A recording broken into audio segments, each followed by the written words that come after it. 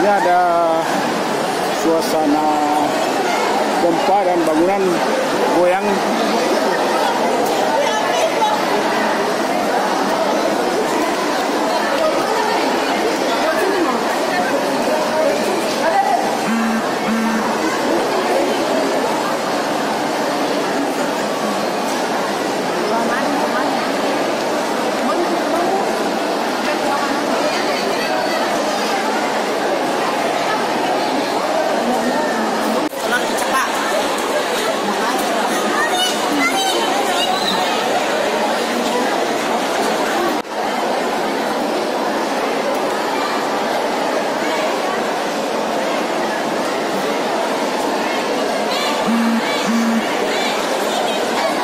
Ini suasana di Mall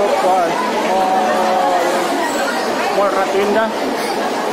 Dan di sini orang pada berlarian semua karena goyang sangat terasa tadi.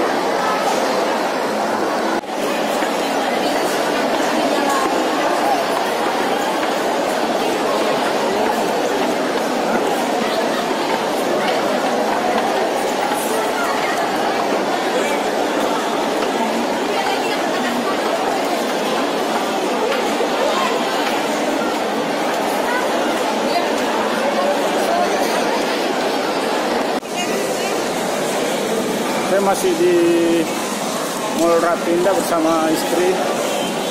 Kebetulan ini masih suasana habis merasakan gempa. Ini di luar masih ramai.